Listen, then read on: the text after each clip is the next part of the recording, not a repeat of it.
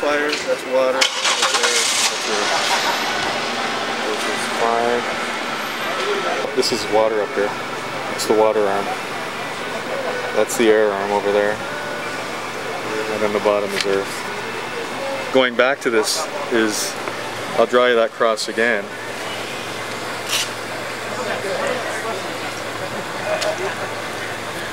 I'll put the numbers in 159, 4, 8, 12, 7, 11, 3, 10, 2, 6.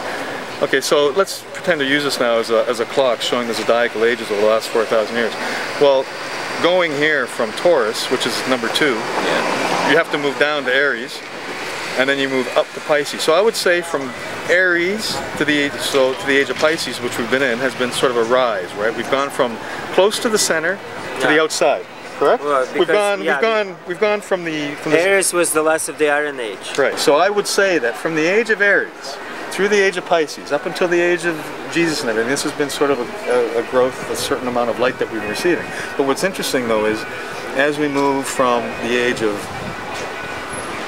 Pisces now, on the 3rd valence down to Aquarius, the age of Aquarius, it puts us down on the 2nd valence. So what's happened though is now, over the last 1,000 years, we're dropping down a valence, potentially.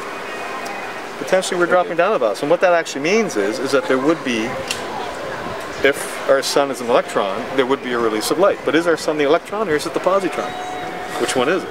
If it's a positron, that means we're going to be gaining light. If it's the electron in this equation, it means that we would release light. So it's, and there probably are two. Anyway, that's taking all of that and keeping it simple and saying, what if the same model for an electron holds true for the sun? So what's interesting about all this though is, and to show you how these ideas are with us for thousands of years, they've been still there. We're still using the same ideas. We just kind of keep reinventing them and using them in different ways. These numbers are still with us. Take a look on the inner circle. You have 147, 147, 10. All right? Or I'm sorry, yeah, 147, 10 on the inner. And then on the outer circle you have 2, 5, 8, 11. And then on the outside you have 3, 6, 9, 12. Well, let me just explain how the universe works using my cell phone. 1, 4, 7, 2, 5, 8, 3, 6, 9, and you have the wall cards. 10, 11, 12. Okay? It's all here. It hasn't changed. Pythagoras said basically the same 9 numbers. Nuclear physicists will tell you you don't need more than 3 rings, you don't need more than 3 dimensions, you don't need more to explain more. Yeah. Right? And that's, you see, again, we're back into, what are we back into? We're back into a 4x3 grid. Yeah, 4 times 3. Exactly. It doesn't go away. It doesn't go away. Never stops. 4x3 because also once you begin to understand what an L is, right? And then you understand, oh, okay, let's look at the game of chess, because all of this is like, it's all laid out like fucking games, right? And what you notice is like a 3x3 low shoe magic square, which is what the whole entire I Ching is basically based on, the 3x3 square. All of a sudden you realize, hey, that's like X's and O's. And then you look at the Kabbalah, the Tree of Life, and you realize, oh, 1, 1, 2, 1, 2, 2, 1. That's hopscotch. Hopscotch has exactly the same geometric thing as the Tree of Life in the Kabbalah. If you look at it, the way the numbers roll. Oh, yeah? Then you look at the game of chess, and I'm not the first to write about it or to look at it, but somebody else has already connected DNA to I Ching. And why is that important? Because chess and DNA, they're both played on an 8x8 grid. 64 codons make all our DNA from everything we see. 64 codes. Comprises ACGT, comprised in different ways, make everything we see in life, and that can be put on a chessboard. And then you begin to understand on a chessboard, when you had the bishops, the queens, and everything, it was all still being played on a flat world, a flat grid. X's and Y's, diagonals. Introduce the knight. The L move. He lifts off the table. You've now entered a new dimension. Why the L? We're back to why an L is important. You need the right angle triangle to build to go up. It's all about taking something and lifting it and turning it. That's actually, when you study symbols, you realize the easiest way, the most simple symbol to show what positive and negative would be into a primitive mind would be the L shape or a 7. The L shape and the 7, why they're important now, why the 7 is in the L, is because the L and the 7 can be rotated. So I can rotate this and put the 7 on top of the L. But if I do this now, if I do a 7 and it's mirror, it can't be rotated. This can't be rotated and placed on top, it doesn't matter. I have to pick it up and you have to turn it. So now you're back into stepping into a mirror and having to flip images around in order to get a certain symmetry or asymmetry. Because that's what it's all about. It's all about starting off with perfection, whether it's a Garden of Eden or in the I Ching, it starts off as a perfection, as a symmetry, to the next stage is a breakdown of that symmetry, or asymmetry, or broken symmetry, or the imperfect world we live in. But a perpetual motion machine only runs on asymmetry. It doesn't run on symmetry. It has to be asymmetrically set up. So it's all about some pretty basic concepts of polarity, asymmetry, and all this stuff is is what you find when you study all this shit. That's what's embedded in these scriptures. There's a lot of geometry. There's a lot of science. There's a lot of. Instead of being given a literal, this is the way it is, question it. You know, why? And the best way is to compare all the different belief systems, right? I don't stick to one belief system, right? I try to understand as many as I can from as many points of view. So yeah, so this is all DNA. Your DNA is musical, right? I think once you get into the realizing what's at stake here, then you're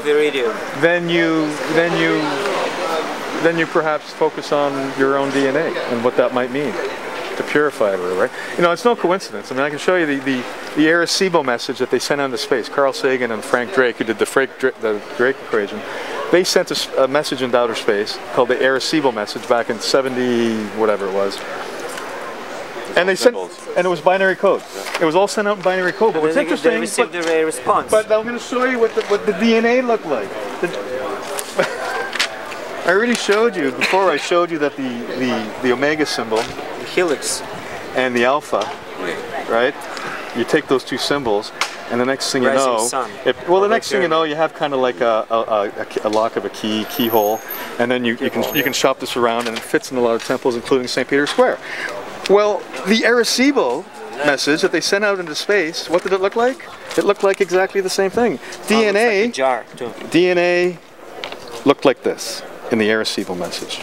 Looked just like that, and it had a thing going up the center, and then I say, this is what you see flying over temples. This is what they sent out into space, and the really good connection is the one when you connect it to the kivas, the Anasazi kivas. Theirs is a splitting image for what they sent out. So does it make sense that the temples are archetypically, symbolically represent the DNA that you enter to heal? It makes sense, no?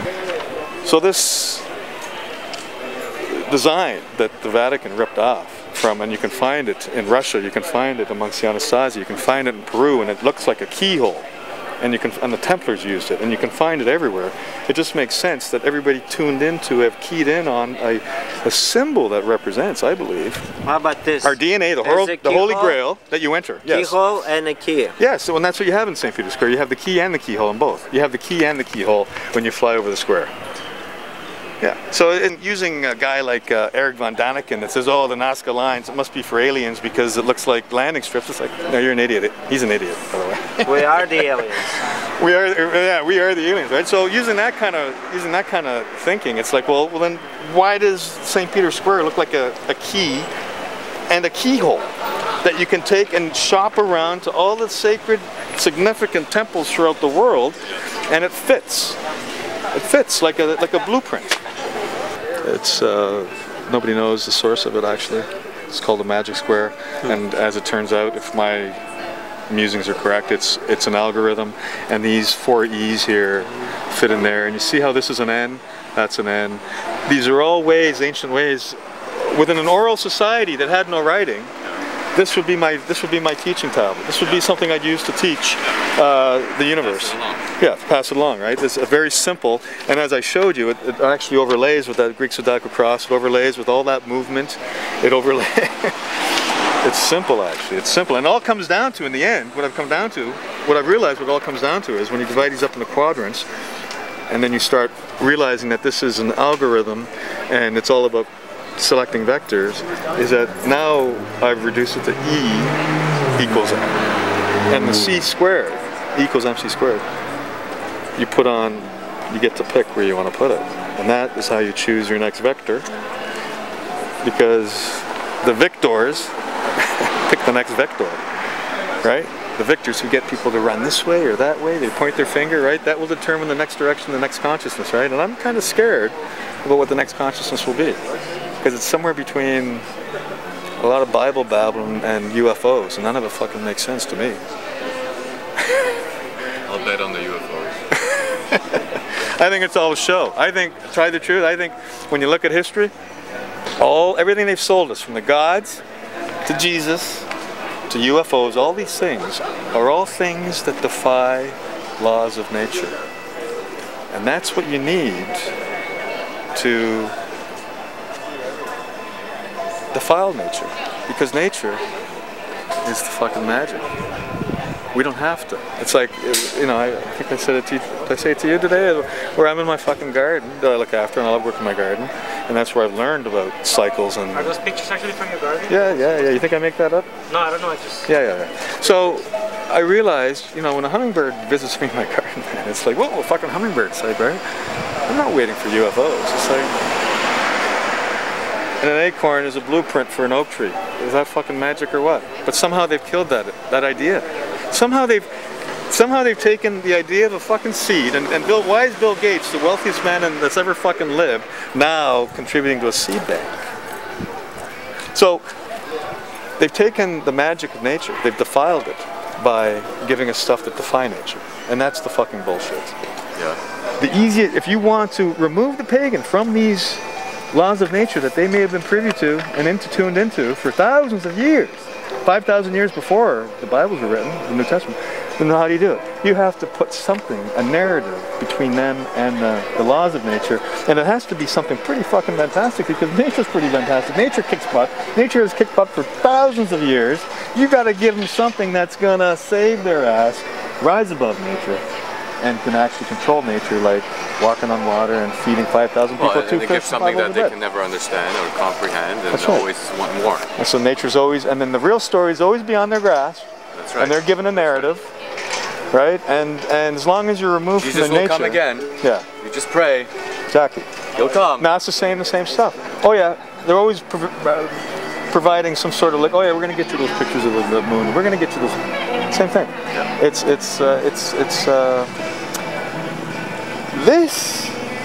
is where the magic happens. We don't have to be looking up there and waiting. This is really, when you really start to tune into nature and look around, and it fucking is pretty fantastic. I've done enough traveling to do that, to know how fucking great nature is. And some of my greatest and best thrills have been out in nature. Yeah. With nothing. That's right. It's just an experience with nature, right? And that's what I think is being veiled at the end of the day, is just nature. And if you veil nature, then you veil an aspect of who we are. That doesn't have to get really complicated, I don't think. Thank you, Ralph. That was nice. You know what? Yeah. You know what? If you go online and you know how I knew I was kind of off track with all this was after I did my little, intuitively, just like a little kid. That's what I say. I was reborn at age 47 with a little bit of. So you had Tourette's. You said you had Tourette's. I said I had, well, I use a tonic Tourette's, because every now and then I fucking say, fuck a lot. So a little bit of reborn.